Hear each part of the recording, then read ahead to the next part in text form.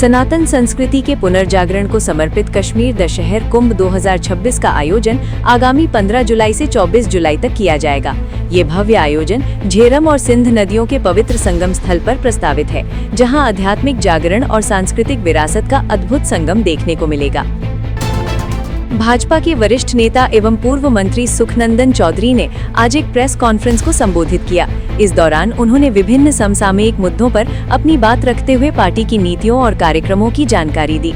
उन्होंने कहा कि भाजपा जनहित और विकास के मुद्दों को लेकर प्रतिबद्ध है तथा आम लोगों की समस्याओं के समाधान के लिए निरंतर कार्य कर रही है।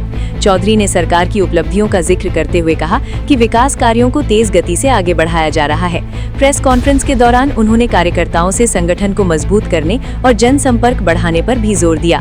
साथ ही उन्होंने विपक्ष पर निशाना साधते हुए कहा कि जनता अब विकास और पारदर्शिता की राजनीति को प्राथमिकता दे रही है। बांदीपुरा 16 अप्रैल पहलगाम हमले के 1 साल बाद कश्मीर पर्यटन में धीरे धीरे सुधार देखने को मिल रहा है।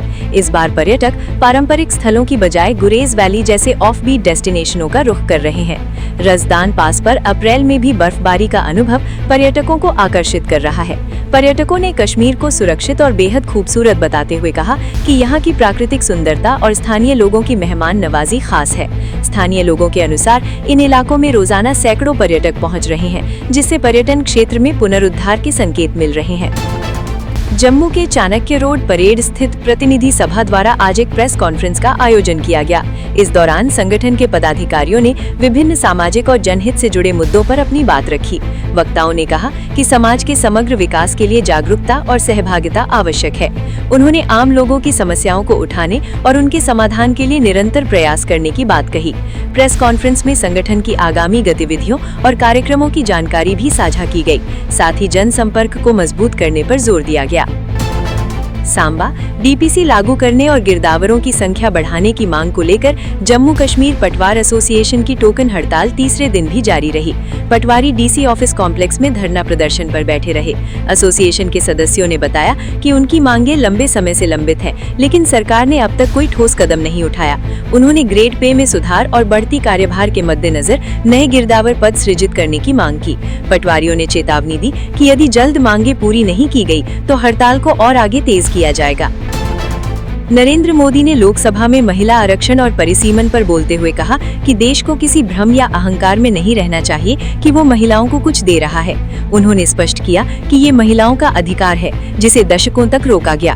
प्रधानमंत्री ने कहा कि अब समय आ गया है कि इस ऐतिहासिक निर्णय के जरिए देश इस पाप से मुक्त हो और महिलाओं को उनका हक मिले। उन्होंने सभी सदस्यों से मिलकर इस दिशा में आगे बढ़ने की अपील की। ललित मोदी ने भारत और पाकिस्तान के बीच द्विपक्षीय क्रिकेट सीरीज के जल्द बहाल होने की संभावना पर संदेह जताया है।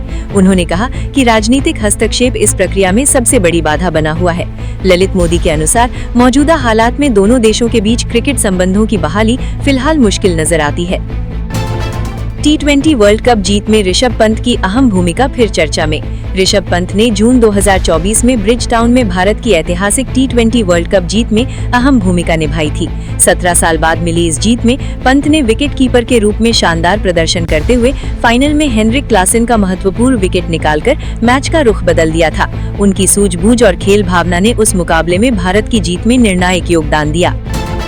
बिसना ब्लॉक के गांव सलेर में आज बहुजन समाज पार्टी के राज्य सचिव तिलक राज भगत के नेतृत्व में किसानों ने खराब फसल को लेकर जोरदार प्रदर्शन किया।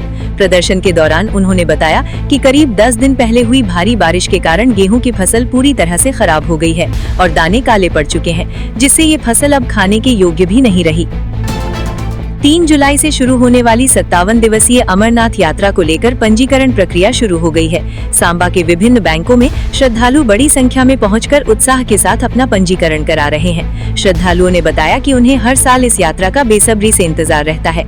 इस बार यात्रा की अवधि अधिक होने से उनमें खासा उत्साह देखा जा रहा है। उन्होंने बैंकों में मिल रही सुविधाओं और व्यवस्थाओं की भी सराहना की। सुबह से ही श्रद्धालु बैंकों में पहुंचकर पंजीकरण करा रहे हैं। श्रद्धालुओं ने कहा कि अमरनाथ यात्रा में देश विदेश से लोग शामिल होते हैं और जम्मू कश्मीर प्रशासन और भारतीय सेना द्वारा सुरक्षा के पुख्ता इंतजाम किए गए हैं, जिससे सभी बिना डर के यात्रा में शामिल होते हैं।